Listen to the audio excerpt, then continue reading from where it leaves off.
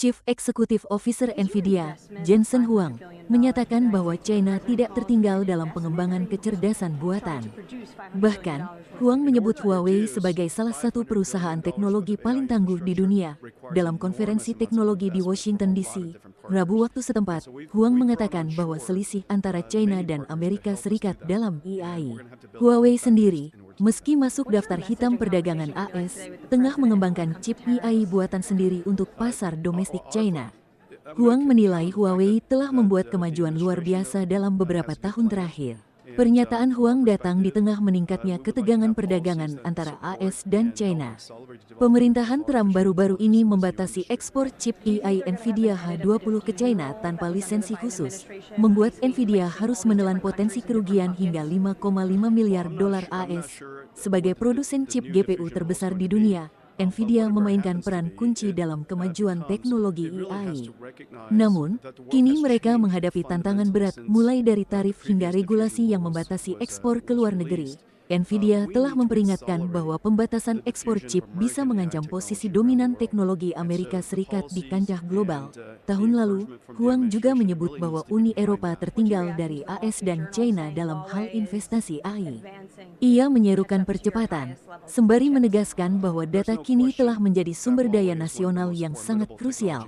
Sementara itu, lembaga pemikir Huawei Institution mengungkapkan bahwa China telah membangun ekosistem talenta AI lokal yang kuat.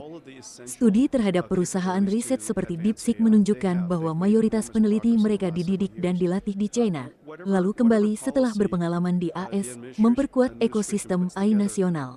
Dengan talenta lokal yang solid dan investasi besar-besaran, China tampaknya semakin siap menantang dominasi teknologi Amerika di era kecerdasan buatan. Berikut pernyataan Jensen Huang di depan Presiden AS Donald Trump dan diskusi teknologi di Washington DC. China's right behind us. I mean, we're very, very close. But remember, this is a long-term. This is an infinite. Thank you very much, Master. Been a friend of mine for a long time. These guys are mover. We got to say, you are really something. It's great. We appreciate it too. It's great spirit, great genius. Tim Cook from Apple is pledging. Not only pledging, is committed to $500 billion. They're going to build plants all over the country, 7 or 8 different states. They've already started. And so I want to thank Tim. That's such a big investment for somebody that, had them pretty much in one location, as you know. Now they're coming into the United States, I believe, because of the spirit and the tariffs and the incentives. So that's Apple for $500 billion. And one of the most brilliant men that you'll ever meet, the man that's done in a short period of time something that is incredible. He's the founder, CEO, and president of Nvidia, Jensen Huang. He's producing up to $500 billion over the next 4 years to manufacture the most powerful AI chips entirely in the USA for the first time ever. Jensen, would you come up and say a few words? This is a smart cookie. Thank you, sir. Thank you, Mr. President. It's a great honor to be here. Nvidia reinvented computing for the first time after 60 years. In fact, Ervin at IBM knows quite well that the computer has largely been the same since the 60s. The IBM System 360 described really quite perfectly the computer that we use today. Central processing units, operating systems, the separation of hardware and software, I/O subsystems, multitasking. All of the words that we use to describe computers today were really invented in 1964, the year after my birth. Well, after all this time, we've reinvented computers again. This is what a processor looks like. It's on the right there. People say it's a GPU. That's one GPU unit, and it's 70 pounds, 60,000 parts, 10,000 watts. In order to manufacture it requires probably a couple of hundred companies in the supply chain. It is so heavy that it requires robotics to do. It's so precise. And just to test a supercomputer requires a supercomputer. And we're going to build NVIDIA's technology, the next generation of that, all here in the United States. Without the president's leadership, his policies, his support, and very importantly, his strong encouragement. And I mean his strong encouragement. Frankly, manufacturing in the United States wouldn't have accelerated to this pace. Manufacturing isn't about low-cost labor anymore. Manufacturing is about technology. And most of the factories that build these systems today are the most advanced factories in the future. And we're going to use artificial intelligence and robotics and omniverse digital twin technology to make it possible for us to create the factories of the future. And we ought to build it. We ought to build it right here. The really amazing thing is that this computer is the engine of a whole new industry. And this new industry is called artificial intelligence. And this new industry is a manufacturing industry in itself. That's a factory machine. Just as several hundred years ago, the dynamo was invented, water would come in and electricity would come out. Now electricity goes into this machine and incredible tokens come out, artificial intelligence. In order for this industry to thrive, we need to build these systems, of course, but we also need a progressive growth and industry-oriented energy policy, which this president has really put his weight behind. I really appreciate that. Without energy, we can't possibly have new growth industries. And we now have the backing of the administration, the backing of President Trump to support the creation of a whole new industry. This industry is going to enable a whole bunch of other industries. What we now call the AI infrastructure is going to revolutionize every industry that we know. All of the many CEOs in the room today are great partners of ours for that reason. We're working on artificial intelligence for many industries, from healthcare to drug discovery to life sciences, financial services, education, so many different industries. And that's going to be possible because we have the fundamental infrastructure here in the United States. And so I want to thank you, sir, for everything that you've done and the strong encouragement and the great policies that make it possible for us. Thank you, sir. Very much. Thanks.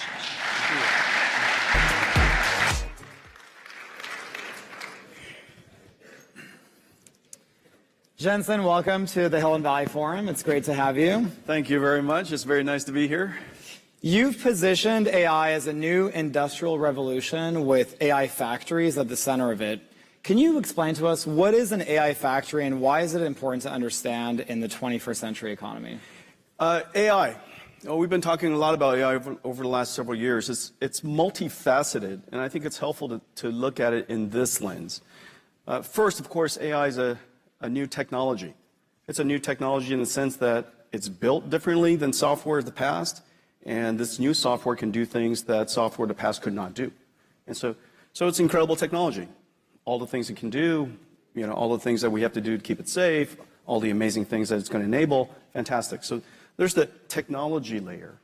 The second layer, which is rather new, in the last technology industry, software production, it was done by humans typing. Now we have a new industry, and this software is produced with machinery. So you need a large supercomputer, you apply electricity to it, and what comes flying out of it are tokens. And these tokens could be reformulated into numbers and words and proteins and images and videos and three-dimensional structures, and you could reformulate these tokens into all kinds of things. We call it intelligence. And so this machinery looks different than the machinery of the past. And I call it an AI factory because it does one thing. Every single day it's producing tokens. And the layer above that is infrastructural.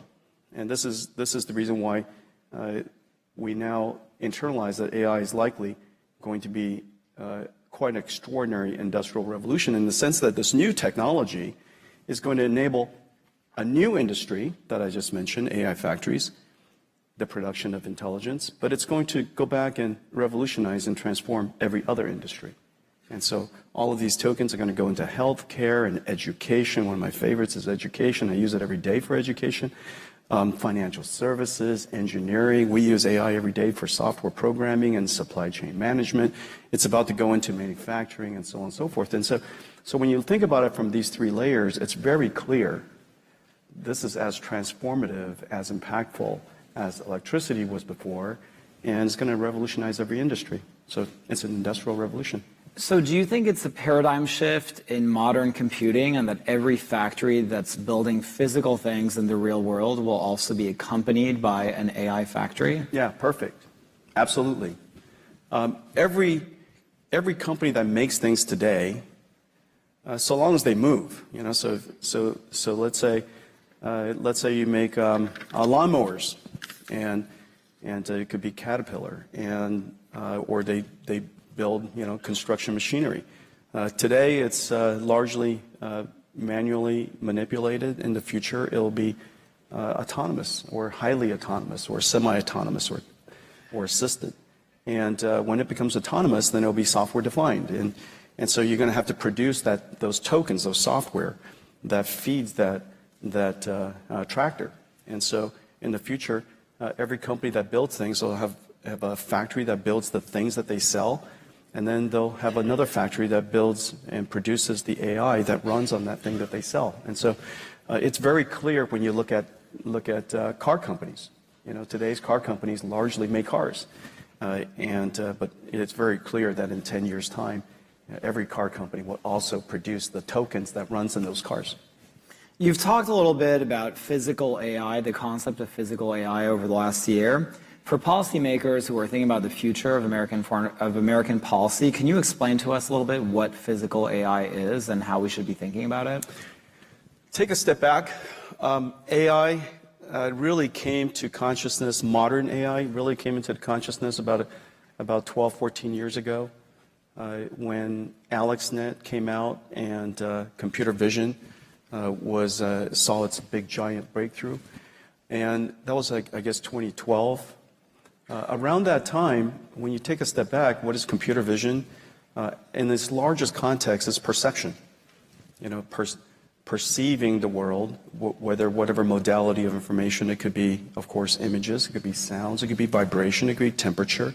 And we've now developed AI models that understand the meaning of all of that information, and can be quite smart about it. So the first layer, the first wave of AI was perception AI. The second, what everybody started talking about maybe 5 years ago, was generative AI.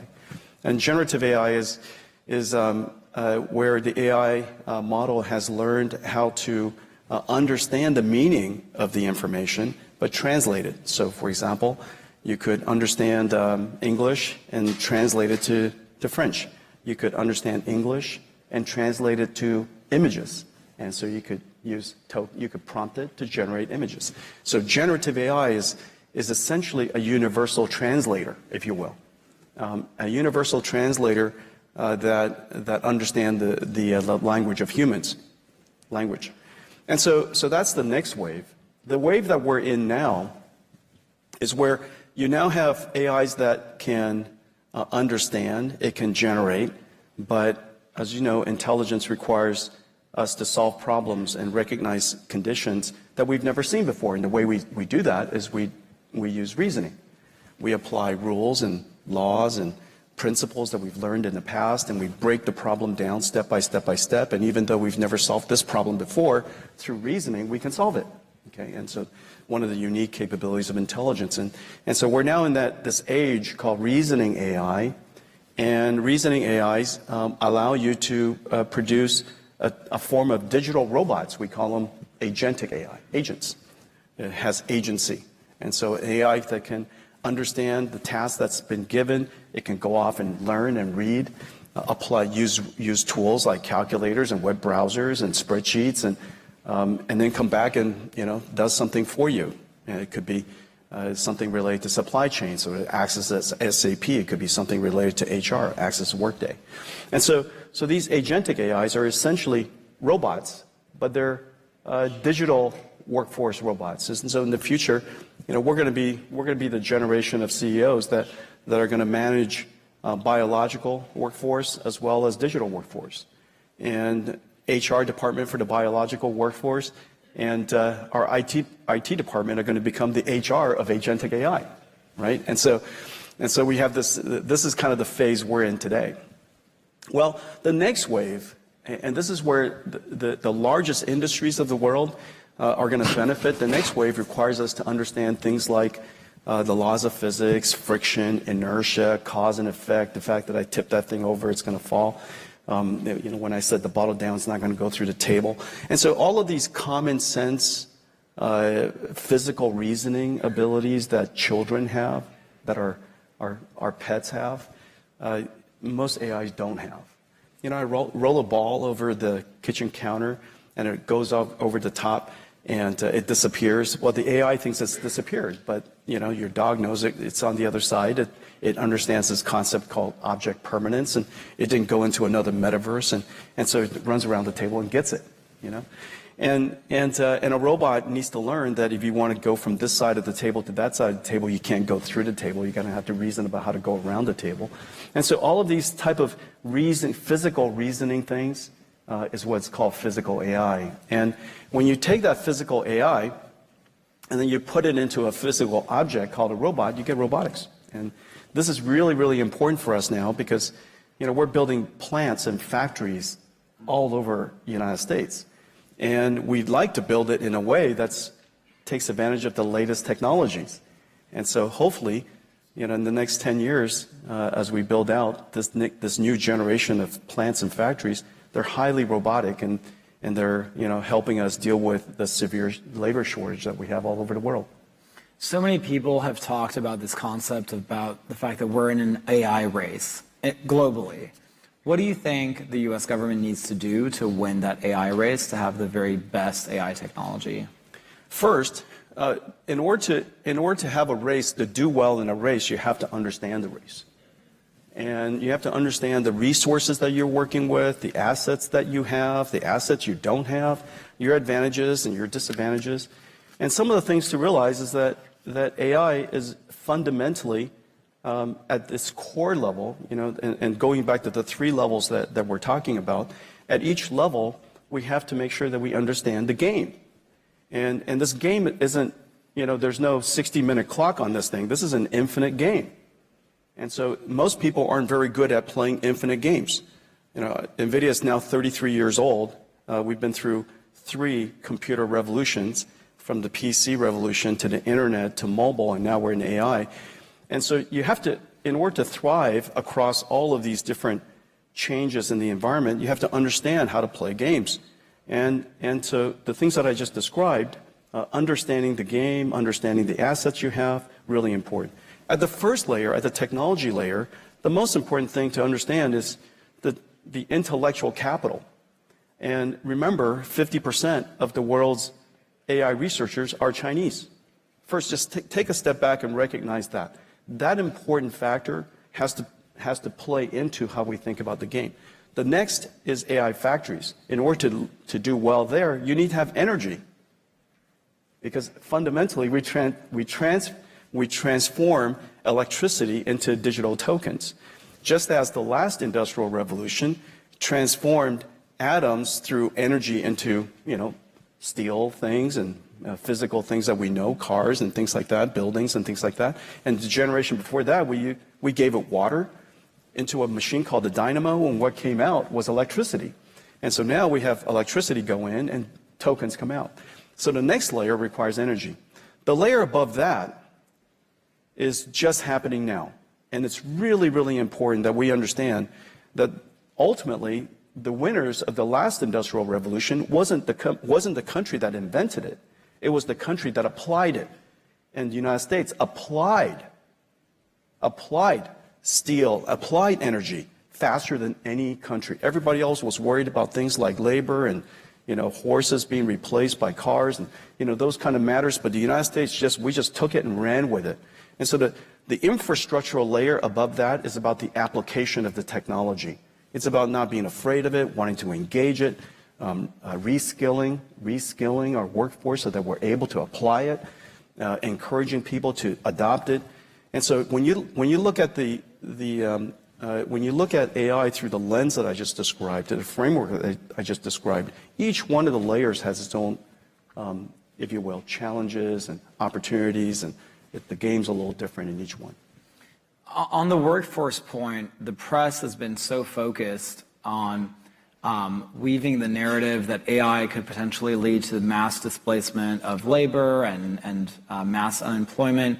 Could you help paint a picture a little bit about what your prediction is for the impact of AI on the job market, but also more specifically on what you see as the potentially new categories of jobs that we're potentially not even thinking about today that could actually come into being?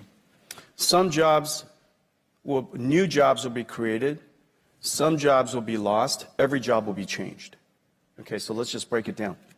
It's always easy to go to one extreme from another, but I always find it helpful when you break the problem down, reason about it from its first principles. And again, in this framework that I just described, at the lowest layer, as you know, and Jacob, you're deeply integrated into venture investment, and you know what's going on in AI. And you know at the foundational layer, it's because of AI that San Francisco is back. Okay, anybody who lives in San Francisco, you'll know what I'm talking about. Just about everybody evacuated San Francisco. Now it's thriving again. It's all because of AI. And AI creates a new type of job, and the fundamental reason is because it's software development, but done in a different way. We've changed every layer of the technology as a result of AI. What used to be human-coded software running on CPUs are now machine learning-generated software running on GPUs. And so every single layer, the tooling of it, the compilers of it, the methodology of it, the way you collect data, curate data, use AI to guardrails, use AI to teach, use AI to keep the AI safe. All of that technology is being invented right now, and it creates tons of jobs. At the next layer, this is where the giant opportunity is. Remember, I just said that we're going to create a new type of factory, and this factory has electricity come in, and it generates tokens out. A 1 gigawatt factory, let me just put it, 1 gigawatt factory, and we're in the horizon building something like 7, 8, 10 gigawatts of AI factories. 1 gigawatt factory is $60 billion. $60 billion for 1 gigawatt. 100 megawatt factories is pretty commodity now, it's pretty commonplace, and so you just divide that by 10. But $60 billion is the annual, one factory is the annual revenues of Boeing. And to build it, you have to finance it, creates a lot of jobs. You have to build out the site, the shell, creates a bunch of jobs, construction. You got carpenters, you got steel workers, you got masons. You got to build out that factory. $60 billion factory. This thing is gigantic. You have to have, mechanical engineers, electrical engineers, plumbers, and then after that, all the low voltage stuff, all the IT and the networking. After that, operations. That entire cycle is about 3 years. A whole bunch of new trade jobs have to be created. These trade jobs, in the last computer industry, the last computing platform shift, the number one critical path for most companies' growth is software engineers. This next layer, AI factories, the number one is going to be trades, the trade craft. And I think this is terrific. Our country needs to acknowledge that trade craft is respectable work, and it's critical work, and it's necessary to build our country. And so we want to encourage trade craft, electricians, plumbers, carpenters, steel workers, the whole span of it. We're going to need a whole bunch. And then now, above that is when we can start talking about how are these AI agents going to change the work of doctors or financial service professionals or customer care. Or in our company, just as a starting point, every single software engineer is now assisted by AI assistants. And the amount of code that we check into the company is incredible. As a result, our productivity has shot up through the roof, and we're hiring more people because it enabled us to create more things that the world desires. It increases our revenues and increases our ability to hire. And so I think that layer above really wants to engage AI as early as you can. Remember, it's not AI that's going to take your job. It's not AI that's going to, destroy your company. It's the company and the person who uses AI that's going to take your job. And so that's, something to internalize. There's been such a huge amount of focus lately on bringing manufacturing back. A lot of people in the AI space have talked about the concept of how digital twins and manufacturing plants adopting digital twins could actually help enable rebooting manufacturing here. And simultaneously, the CEO of Apple, Tim Cook, recently said that one of the main bottlenecks to reshoring and making the iPhone here was having a good and precise robotic arm technology. So on both counts, it really seems like AI could be an enabling technology for manufacturing and reshoring. Could you tell us a little bit more about what your prognosis is on that? Yeah, well, first of all, manufacturing is not about low-cost labor. Advanced manufacturing today is software. The entire factory is software-driven. The entire factory is one giant robot, and it's a robot orchestrating a whole bunch of robots inside. And so these advanced factories has a lot of people in it, but it's largely technology. And so I think the first part of it is in our industry, and I'll just talk about mine, the ability for us to manufacture end-to-end from silicon to the AI supercomputers here onshore is a terrific opportunity, and I'm delighted that the administration is really encouraging and supporting the industry to onshore manufacturing. This is high quality work. It's advanced technology work. Doing it onshore is a fantastic opportunity for the country, and I'm very enthusiastic about it. We're huge proponents of it, and we're fortunate that we have partners around the world who are supporting us to do that. That's number one. Second, if we don't get good at manufacturing, we're going to leave behind a giant industry that is going to be propelled by the availability of energy. What country doesn't want to get engaged in this new industry called AI? Why would you not want to produce AI? Why would you not want to engage in one of the most advanced manufacturing? It's manufacturing. It just happens to be numbers when it's done. And just like it was electrons at the last industrial revolution, most people couldn't understand that you could create this thing through a machinery called dynamo. Now we call it, Nvidia AI supercomputers. But back then, a dynamo, what came out of it was invisible. It's electricity. Don't touch it, but it's electricity. It's electrons. And now, it's a new form of electrons. It's numbers.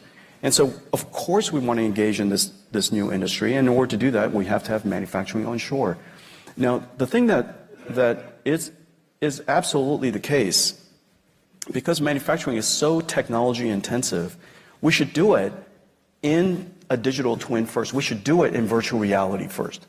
Nvidia designs the most complex systems in the world. Each one of our generation R&D, call it $20 billion, maybe more now, but call it $20 billion of R&D just to produce a family of chips. We designed those chips completely in their digital twin. They existed for months and months and months, long before we ever produced it. The moment I produced it, I know it to be perfect. I know it because we've simulated it, exhaustively, and we emulated it, and we put it into its paces. We should do the same with digital factories. These factories, large factories, we should completely create digital twins, use artificial intelligence to create these digital twins, operate it, virtual integration, integrate these magnificent structures completely digitally, operate it, optimize it, and use it for planning your output completely digitally. And in the future, every factory will have a digital twin version. In the future, and I'm hoping every human will have a digital twin version. Every car has a digital twin version. Every building has a digital twin version. Every city has a digital twin version. So this idea of digital twins is happening now, and it's all happening because of artificial intelligence. Jensen, my last question for you is, what is your expectation on the timeline by which we live in a world where AI-enabled robots become a ubiquitous part of everyday human life? First of all, a self-driving car is a robot. Now, it's taken us about 10 years. And now Waymo is, in cities all around the nation and is doing fantastically. And it's terrific to see the Waymos driving around in San Francisco and other cities. It took about 10 years. Robots will take less time. And the reason for that is because we can constrain the environments where the robots operate. And so the robots don't have to be as general purpose as a car. You know, once you're in San Francisco, you got to work in every street and every single condition. And so in the case of a robot, we could be a lot more constrained. From the moment that something is prototypable, fairly functional, to the time that it becomes high volume product, call it 5 years.